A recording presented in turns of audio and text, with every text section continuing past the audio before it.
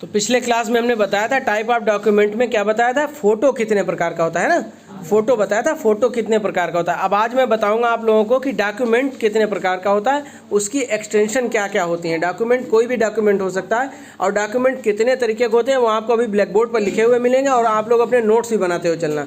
Notes हर हाल में सब बच्चे बनाते हुए चलें, ठीक है। नोट्स में कतई लापरवाही मत करना। क्लास के जो नोट्स बने हुए होते हैं उसमें 30% तो ऐसे ही याद हो जाता है। जब आप नोट्स बनाएंगे तो नोट्स बनाते समय ही 30% याद हो जाता है, इसीलिए नोट्स पर ज़रूर ध्यान देना। अभी आपको ये सारी चीज़ें ब्लैक बोर्ड पर मिलेंगी।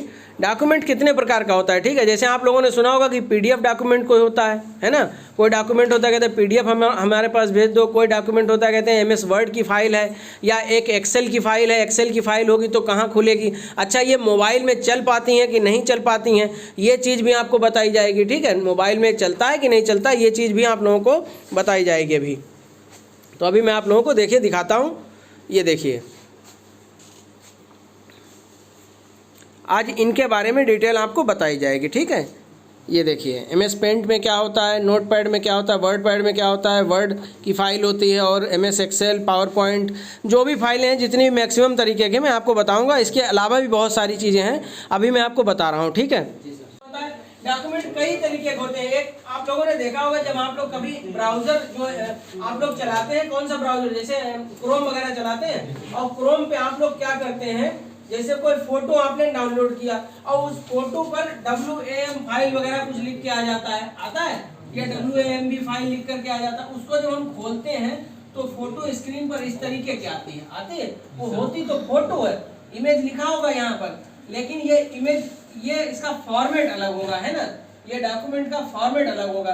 तो इस तरीके की जो फाइल होती है वो कहाँ खुलती है और JPG फाइलें कहाँ पर खुलती हैं, ये सारी चीजें मैं आपको, जैसे डॉक्यूमेंट का मतलब क्या है, कोई रिटन में डॉक्यूमेंट है आपका, कोई रिटन में लिखा हुआ कोई पेज है आपका, वो डॉक्यूमेंट हो गया ना, एक डॉक्यूमेंट है। उसको आप लोग देखिए, एक तो फोटो खींच के किसी को भेज सकते हैं। आपने फोटो खींचा और किसी को भेज दिया तो है तो वो डॉक्यूमेंट, लेकिन आपने भेजा क्या उसको, आपने क्या भेजा उसको, आपने उसको फोटो भेजा है। आपने उसको क्या भेजा, फोटो। अब फोटो काहे में हो सकता है, JPG में होगा, .jpeg में होगा कि नहीं होगा। फोटो की जो एक्सटेंशन होगी वो .jpeg होगी। तो था तो वो डॉक्यूमेंट, लेकिन आपने कहाँ भेजा, फोटो में भेजते, तो JPG यानी वो फोटो की तरह काम करेगा। उसको आप फोटोशॉप में डाल करके आप उसको एडिट भी कर सकते हो, उसके डिलीट, जैसे आप उसको, जैसे फोटोशॉप में नहीं क्या करते हैं उसको, अरे इरेज कर देते हैं, इरेज कर सकते हो, कुछ उसमें लिख सकते हो। एडिट नहीं कर सकते हो। एडिट इसलिए नहीं कर सकते हो, एडिट करने का मतलब उसी राइटिंग में एडिट नहीं कर सकते हो। जैसे किसी राइटिंग में तुमने लिख करके फोटो और किसी को भेज दिया तो उसको एडिट नहीं किया जा सकता है, ठीक। अब हम क्या करते हैं, यहाँ पर JPEG में हमने फोटो खींचा और भेज दिया, ठीक।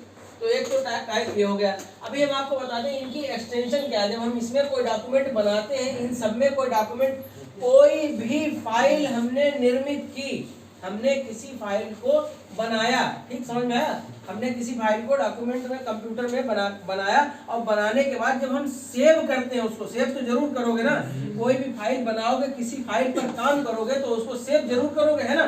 सेव करोगे तो सेव होने के बाद वो इनमें से किस फॉर्मेट में आएगी, किस फॉर्मेट में आएगी वो आपको हम बताने जा रहे हैं, ठीक है। अब आप ध्यान से सुनिए, ठीक, बंद कर दो।